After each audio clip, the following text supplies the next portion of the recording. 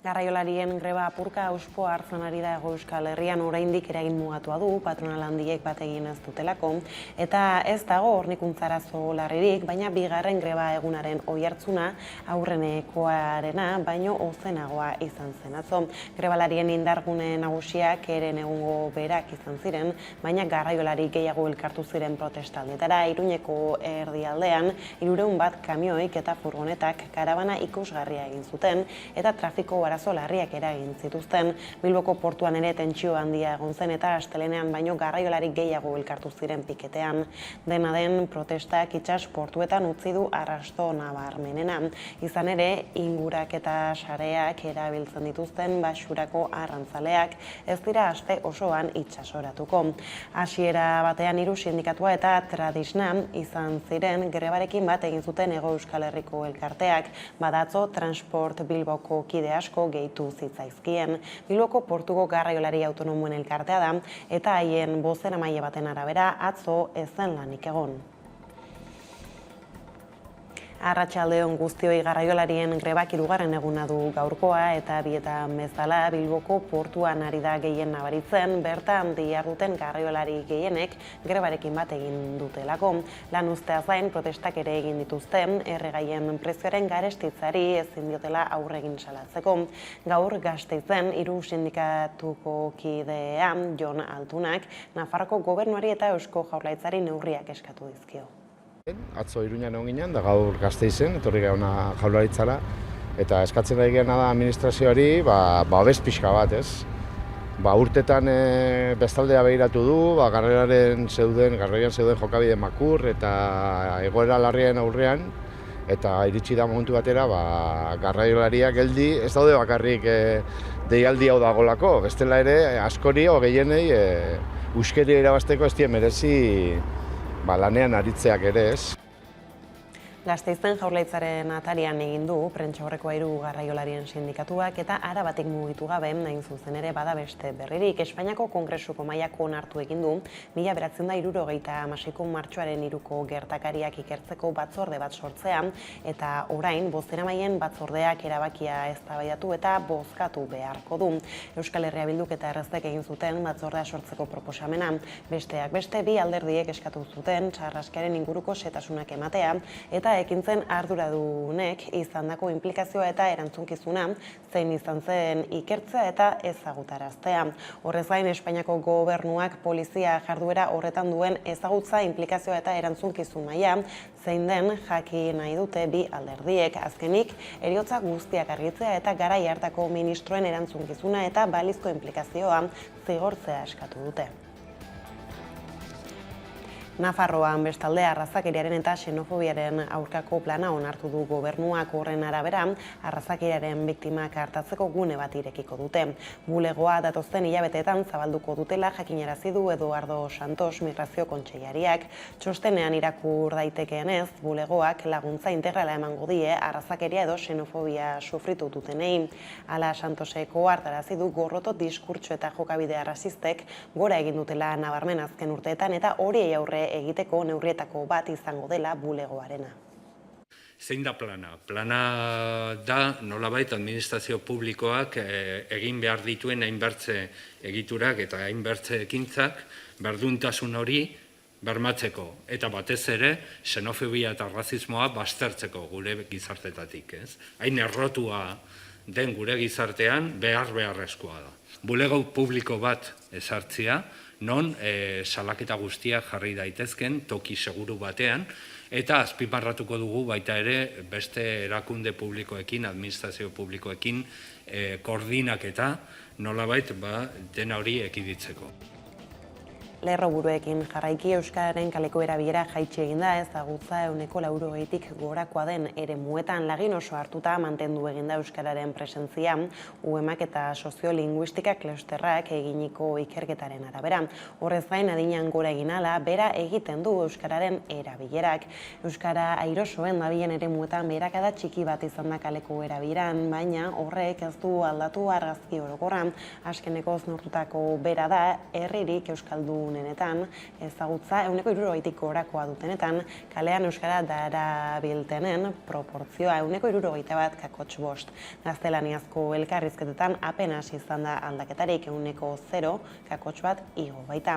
UEMA udalerri euskaldunen mankomunitateak eta soziolinguistika klusterrak argitara eman dituzte 93 udalerritan egindako behaketaren emaitzak 2017an ere egin zuten ikerketa, baina orduan herri gutxiago behatu zituzten aldi hartan eta oraingoan ere berriro behatu diren udalerriak 74 izan dira eta horietako datuen alderaketatik ondorioztatzen da orduko bera dela kaleko erabilera. Hau da, bi aldietan behatu diren herrien multzotik eratorritakoak dira, bilakaera erakusten duten datuak. Héctor Gómez PSOEk diputatuen kongresuan duen bozeramaileak esan du Pedro Sánchezen gobernuak bete egingo duela defentsako gastua handitzeko konpromisoa, beste talde batzuen iritziak alde batera utzita, gobernukideen eta alderdi parlamentarien gaitzezpenari erreferentzia eginez. Unidas Podemosek gastu militarraren igoera baztertu du, gizartearen erantzunak lehentasuna izan behar duela uste baitu eta era berean Euskal Herria Bilduk, Esquerra Republikanak, Maspaisek eta Espainiako gobernuko bestekide parlamentario batzuek Pedro Sánchezen iragarpena gaitzetsi dute eta herritarren lehentasunetan gehiago zentratzea eskatu diote defentsan izandako igoera horren ondorioz aurrekontuak murriztu ez daitezen. Badago erdiko magazinean Joseba Sanz Ongietorri errefuxiatuak elkarteko kidea eta gerra hemen hasten da dokumentalaren zuzendaria izan dugu gonbidatu nagusi gisa. Ukrainara armak bidaltzaren bueltako azken egunotako eztabaidari heldu dio eta holaxe mintzatu da. Behintzat argi daukat ez dugula armak bidali behar, eta horrekin bakarrik lortuko duguna da konfliktoa elikatzea eta luzatzea, eta Rusiaren indarrak ikusita ez dut uste Ukrainiak daukanik inolako aukerarik gerra irabazteko, orduan konfliktoa luzatuko dugu, hildako gehiago egongo dira, eta oso gatazka odoltsua izango da azken finean, ez? Artean ziurtzat jo daiteke Rusiak ezarritako baldintzatako bat onartzetik oso gertu dagoela Kiev NATOko kidea ez izatea. Halere Ukrainako presidenteak bere herrikidei eskatu zien euren herrialdean konfiantza izateko eta aldi berean laguntza militarra areagotzeko galde egin zion NATOri, bereziki aireko flotari dagokionez. Tuneko egoerari erreparatuta Kievek 35 orduko etxeratze agindua ezarri du eta Putinek dio Ukraina ez dela fede honez negoziatzen ari. Gerraren ondorioei begira, kinkalarrian dira hainbat herrialde, bereziki arlo ekonomikoari nola aurre egin ez jakinda. Euskal Autonomia Erkidegoan esaterako Arantxa Tapia sailburuak bilera egin du goiz honetan, nekazarien, abeltzainen, arrantzalen eta egurraren sektoretako ordezkariekin. Ukrainako gerrak hauen nola eragiten dien aztertu dute, hain zuzen, eta arazoei aurre egiteko orduan ondoko neurri ezarritu da sailburua, entzun dezagun. Energiaren gaian nahiko argi dira eta Europatik estatutik etorri behar dute eta behin baino gehiotan aipatu dugu lehen etxi egingo deguna da elektrizitatea eta gasaren kostua nolabait desakoplatzea eta horrek ekarriko luke nolabait berakada bat eta suposatuko luke lasaitasun pixka bat sektorean, hemen asko daude baita ere energia erabiltzen dutenak eta horrek asko suposatzen du, baina nola eragin gasoilaren kosteak duen eragina gure sektoreetan, batez ere arrantza sektorean. Hor minimisak erabiliz eta diru laguntza berezia, finantzak eta berezia nola martxan jarri proposatu diegu, aztertzen aritu geha eta alik eta azkarren jaurlaritzatikan saiatuko geha horrelako neurri bat aktibatzen. Eta gero beste alde batetikan, aipatu duguna hainbatetan, COVID-arekin sortu zen marko temporala, eta estatuko diru laguntzak bezala ezagutzen direna, iriki egintzetzaien aukera, eta zentzu horretan aurreko urtean jarri genitun diru laguntza zuzen batzuk, proposatuko da, eta lehendakaria berak aipatzen zuen igandean konferentzian, marko temporal hori zabaltzea, eta gerraren eragine sortu denari nolabait eraman alizatea horrelako diru laguntzak. Euskal Herria Bilduk aldiz, gerraren ondorio ekonomiko ez jakitun batzorde berezi bat ezartzearen proposamena aurkeztu du goiz honetan, bihar eztabaidatuko dena. Ezohiko egoeran arlo iraunkor bat eraikitzea du alderdiak helburu, halaxe aurkeztu du asmoan Nerea Kortajarenak. Ekonomia baterako prestatu behar dugula esaten entzun dugu Urkullu lehendakaria, ematen du modu horretan herritarrei murrizketak pairatzeko eta gerrikoa estutzeko prestatu daitezela esaten ari dela. Guk ordea argi dugu gerraren ondorioen zama hori guztia ezin dugula herritarren eta enpresen bizkar utzi, ze zama jasanezina da. Gerraren ekonomiaren aurrean guk bakearen, babesaren eta segurtasun bitalaren ekonomiaren alde egiten dugu. Ekonomia babestu, enplegua babestu, diru-sarrerak babestu, energiarako sarbidea bermatzearen alde egiten dugu, ongizatea bermatzearen alde eta gutxieneko diru-sarrera batzuk bermatzearen alde. Babes eta ziurtasun espazioak bermatzea tokatzen zaigu ardura politikoak ditugu noi. Arduratik, elkarlanean, herri bezala jarrera proaktibo batekin aritzea tokatzen da orain. Herri bezala aritzea eta horregatik uste dugu ezinbestekoa dela bihartik aurrera proposatu dugun batzorde berezi hori lanean jartzea. Eta aipatu dugu eguneko argazkian ere, Euskal Herriko garraiolarien grebak 3. eguna du, eta aurreko bietan bezala Bilboko portuan ari da gehien nabaritzen, bertan diharduten garraiolari gehienek greba egiten ari dira eta oso mugimendu gutxi dago. Dena den giro lasaiago doa, gaur bertan ez baita piketerik izan sarreretan Aiera Durreta. Garraiolarien grebak 3. eguna du gaurkoa. Erregaien prezioaren garestitzeari ezin diotela aurre egin salatzen dute. Bart Iruñean egin dute protesta eta gaur Gasteizen egin dute. Nafarroako gobernuari eta Eusko Jaurlaritzari neurriak eskatu dizkiete. Eta eskatzen ari gena da administrazioari, babes pixka bat, ez? Urtetan bestaldea behiratu du, garraioan zeuden jokabide makur eta egoera larrien aurrean, eta iritsi da momentu batera, garraiolariak geldi, ez daude bakarrik deialdi hau dagolako, bestela ere askori o gehienei euskeria irabazteko ez dien merezi lanean aritzeak ere, ez. Erregaiaren prezioaren igoera ez ezik bidezariak ere izan dituzte izpide. Gure zaigu ditzen bidezkoa, errepide mantenua izatea garraiolaren bizkarretik ordaintzea, ez. Grebaren oihartzuna handitzen doa, oraindik patronal handiek ez dute bat egin, baina atzo Transesport Bilbaoko kide asko gehitu zitzaizkien. Erantzuna handia izan da, egoera jasangaitza da, oso larria da, eta Hasiera batean, Euskal Herrian, 3 sindikatuak eta Tradizna, Nafarroako garraio sektoreko patronetako batek, babestu zuen garraioaren defentsarako Espainiako plataformak eginiko deialdia. Bilboko portuan ari da gehien nabaritzen greba. Bertan diharduten grebalari gehienek grebarekin bat egin baitute. Hala ere, gaurko giroa lasaiagoa izan da. Ez baita piketerik egon sarreran. Hori bai, arrantzan izan du eraginik nabarmena grebak. Inguratze sareak erabiltzen dituzten arrantzaleak ez baitira itsasoratu 3. egunez jarraian. Erregaien prezioaren garestitzea azalatu dute. Espainiako gobernuak martxoaren 29an tartean gasolinaren prezioak jaisteko konpromisoa hartu du. Hala ere, garraiolarien ustez soluzio konjunturala da. Grebez gabiltzala Arabako adinekoen egoitza pribatuetan grebara deitu dute martxoaren 30erako ela eta lab sindikatuek deitu dute lan uztera. Salatu dute langileen lan baldintzak prekarioak direla eta patronala negoziazioa blokeatzen ari dela oraindik ere estilan hau. Aldarrikapen ugari izaten ari dira adineko egoitzei begira, batetik Arabako egoitzen langileek grebara joko dute hilabete amaieran negoziazioen blokeoarekin amaitzeko eta langileen lanbaldintza duinak exigitzeko. Bestetik, babestu elkartearen arabera, egoitzetako erabiltzaile gehienak ez ditu Osakidetzak artatzen eta hain zuzen ere privatizazio hori salatu nahi dute larunbatean egingo duten elkarretaratzean.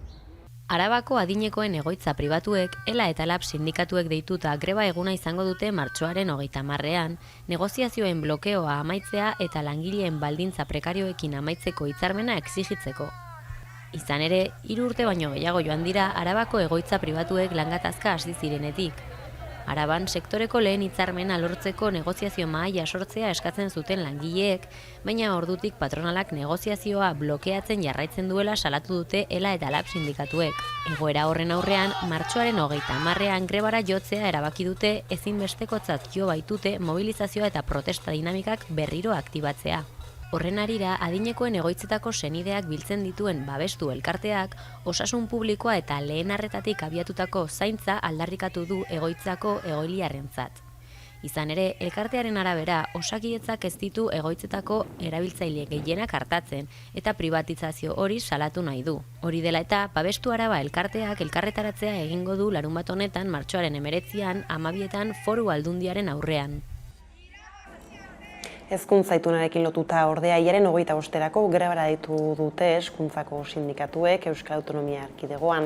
ELAK, LABek, Estilasek eta Komisiones Obrerasek salatu dute langileen iritzia ez dela aintzat hartu eta 8 aldarrikapen nagusia aurkeztu dituzte Bildarratz sailburuak greba prebentiboa iritzi dio deialdiari eta Urkullu lehendakariak esan du ez dela grebarako unean hezkuntza hitzarmenerako dokumentua negoziatzeko momentua dela. Baizik Aiara Durreta. Araba, Bizkaia eta Gipuzkoako hezkuntza itunaren zirriborrarekin bat ez datozela aldarrikatzeko greba eguna deitu dute martxoaren 25erako ELA, LAB, Estilas eta Komisiones Obreras sindikatuek eta mobilizazioak ere egingo dituzte hilaren 18an eta 28an, publikoa euskalduna eta propioa lelopean. Gure hezkuntzaren etorkizunean langileok zer esan handia dugula uste dugulako, datorren asteotarako eta legebiltzarrean emango diren bozketei begira, hemen gaur gauden sindikatuok mobilizazioak deitzeko erabakia hartu dugu. Mendo besteak beste intzitzea du helburu. Akordio zirriborro hori ez aigula gustatzen. Orduan ikusiko dugu zer datorren, baina behintzat guk nahi dugu indarra horretan egin, langile hone hitza eta aldarrikapenak jasotzeko.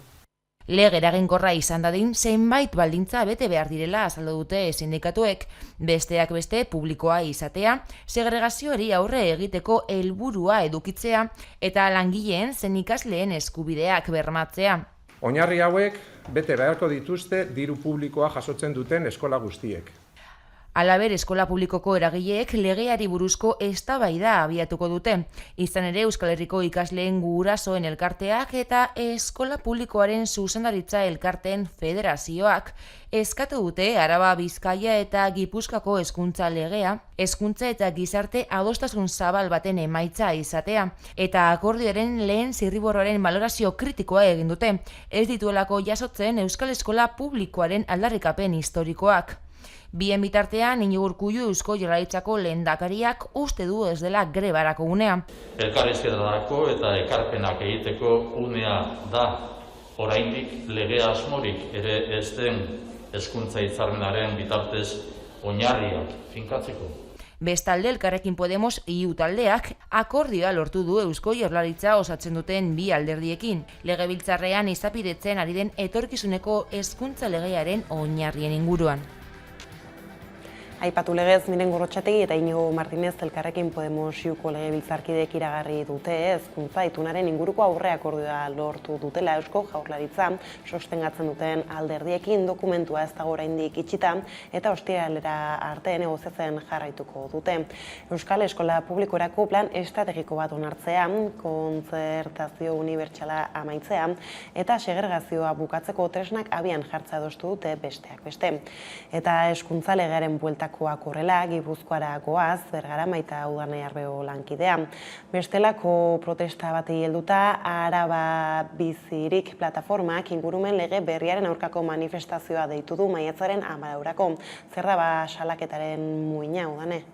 Hala da, Araba Bizirik plataformak salatu du ingurumen lege berri honek handitu egiten duela ingurumen balio handiko gunetan energia berriztagarrien zentralen proiektuak lehentasunezkotza jotzeko presioa. Gauzak horrela plataformako kideek uste dute Jaurlaritzak erabilera interesatu egiten duela energia premia deitu zaion honen inguruan eta hori hala manifestazioa deitu dute maiatzaren 14ako Gasteizen Bilbo plazatik abiatuta arratsaldeko 7etan Tapia legariez iruzurrikez lelopean. Gauzak horrela Araba Bizirikek deskarbonizaziorako eta autohornikuntza sistemarako igarobida antolatzeko eskatu du naturguneak eta landa eremuak babestuz, kontserbatuz eta errespetatuz. Jarraian Isa Álvarez plataformako kidea.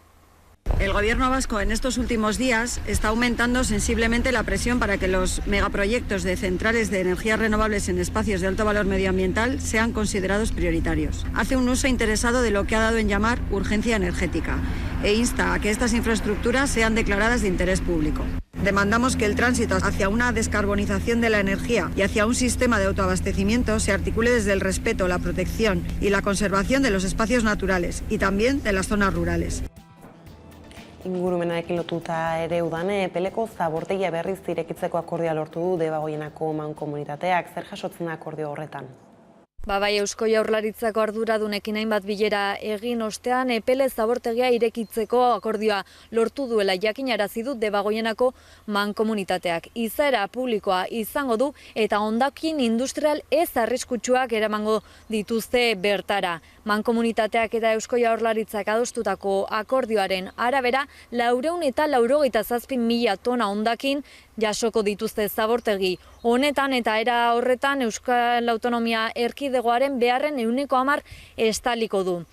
Bestalde zabortegiaren kudeaketa Debagoienako mankomunitateari dagokio, baina Jaurlaritzak ordainduko du berriro ere martxan jartzeko beharko diren 2 milioi euroko mantenimendu eta egokitzapen gastuak. Bergarako Epele zabortegiak hondakin industrial ez arriskutsua jasoko ditu berriro ere 2 urtez itxita egon ondoren. Debagoienako mankomunitateak eta Eusko Jaurlaritzak adostutako akordioaren arabera 487.000 tona hondakin jasoko ditu zabortegi honek. Hortaz, Epeleko zabortegiak ez du edukiera handituko duena mantendu baizik. Alegia, 324.000 metro kubiko pasatxo, ia 1,5 milioi tona hondakin. Zaldibarko, Mutiloako eta Larrabetzuko zabortegiak itxi ostean hondakin industrial ez arriskutsuak eta eraikuntzakoak biltegiratzeko Euskal Autonomia Erkidegoak duen arazoari behin-behineko irtenbidea ematera dator Epeleko zabortegiaren irekiera. Azterketa geoteknikoak egin ostean jasoko du hondakindegiak ateak berriro irekitzeko baimena. Zabortegiaren kudeaketa Debagoienako mankomunitateari dagokio, baina Eusko Jaurlaritzak ordainduko du berriz ere martxan jartzeko beharrezkoak diren 2 milioi euroko egokitzapen eta mantenimendu gastuak. Atzera begira jarri zabortegia 1993an ireki zuen Debagoienako mankomunitateak, eskualdeko hondakin industrial gildo ez arriskutsua jasotzeko helburuarekin, industrian edo eraikuntza sortutakoak. Izaera publikoa du eta horren bestez negozia egiteko inongo asmorik ez zuela azpimarratu du mankomunitateak. Urteak pasala ordea egoera aldatuz joan da. Jaurlaritzak Epeleri jartzen zizkion baldintzak gero eta zorrotzagoen ondorioz eta zerbitzuaren kostuen gorakadaren aurrean eskualdeko erabiltzaileak beste isurtegi batzutara joaten hasi ziren. Galera ekonomikoek zabortegiaren itxiera eragin zuten 2018an. Etzen erabateko itxiera ordea gerora ere garbigunetako zenbait hondakin ara bideratu baitziren. Mantenimendu kostu handiek azkenean 2020an behin betiko ista bultzatu zuten. Orain baina Zaldibarko hondamendiaren ostetik Jaurlaritzak interes agertu du itxitako zabortegian eta berriro irekitzeko akordiora iritsi dira. Konexioarekin bukatzeko aldiz Donostiako Altzauzoan Audeitzakular delako eremuan eraiki nahi den proiektu urbanistikoak arazo bat bestaren atzetik kateatu ditu.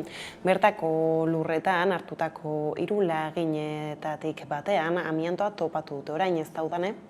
Halaxe da, bai, udal ingurumen zuzendariak batzordean aditzera eman duenez, Auditzakularreko lurretan hartu diren 3 lur laginetatik batek positibo eman du amiantoan. Eta horrek neurri batean kutsaduraren tamaina zenbatekoa den iradokitzen duen. Justu zuzendariak berak onartu du kutsadura maila handia dela eta honen aurrean EH Bilduk adierazi du altzan amiantoarekin zerikusia duten kutsatutako lurrak ez direla kasu puntualak eta lehen mailako arazo ere bilakatu direla. Hori hala gaineratu du koalizioak Auditzakularren aurreikusitako proiektua ez dela batere bideragarria.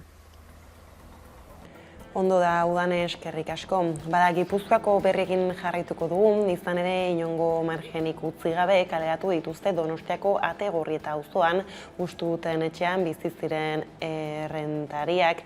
Ez diete haien ondasun eta bestelakoak jasotzeko denborarik utzi, eta ertzaintzako agenteen eta haiei babesa adieraztera joan diren bizilagunen begiradapean irten behar izan dute etxetik.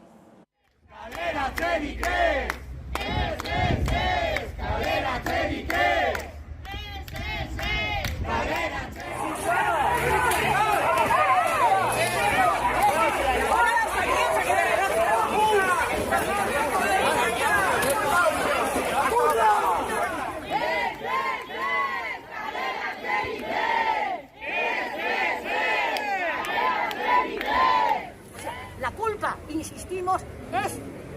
fondo buitre. Y es más, hago un llamamiento en nombre de los convocantes de que en el próximo pleno del Ayuntamiento de Donosti declaren al fondo buitre Inmobiliaria Vascongadas Azora empresa non grata.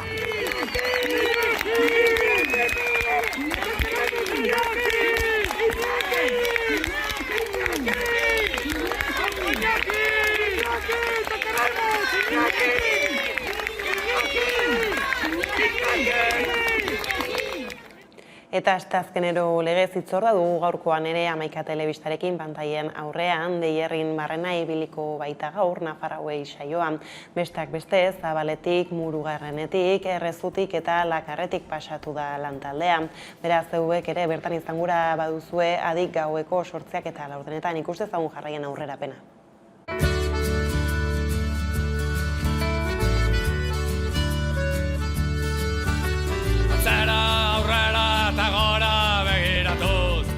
Pues hemen gaude Bakubarriku Pelen tailerrean eta hemen normalan lan egiten un iraitek, baino proiektua gaude biak lan egiten. Proiektua da materialak berrerabiltzeko proiektu bat. Egokitutako haragi jale hutsak gara, moralista desnaturalizatua, baina pozik hartzen ditut egun berriaren lehen. Murugarrenen gaude, Lizarraldean, Deierri aieran eta hori. Herri txikia da, baina, ez dago ez taberna ez ezer, baina jarri genuen sagardotegia. Sagardotegia? Bai. Nola du izena? Aldaiondo sagardotegia. Pixka bat hemengo toponimia berreskuratu zartu genuen bidezka honen izena eta jarri genuen sagardotegiari hori. Orain gauero ibiltzen nahi, bideiun eta desolatu eta... Hau txiritinga da. Txiritinga? Txiritinga. Zer da txiritinga? Gara gardotegi bat eta hamburgueseria bat. Ikaragarri, handitzen ari zait baina, baterez nau arduratzen horrek, zeren pozik hartzen ditut egun berriaren lehen, eguzki pritzen, azken finean bizina izenaren seinale. Hemen ondu zen bataila bat, ondu zen ekainan ezakiz urtetan. Eta hemen egiten da ospakizun bat, antzerki bat, hori horren rekreazio batu. Etorkizuneko giza seme perfektua. Adene galdetzen didake. Bada, asteazkeneko kontuak horrela direla iritsi da albistegiaren bukaera gaurkoan Makonak taldeak kaleratu berri duen epeldu baino lehen kantuarekin agurtuko zaituztegu. Beraz gustatuko zaizuelakoan, besterik ez, gure aldetik hauek izan dira eguerdiak gurean gaur utzi dituenak. Guztiak eta gehiago nahi duzuen aldiro 11.atarian ondo izan eta bihar arte.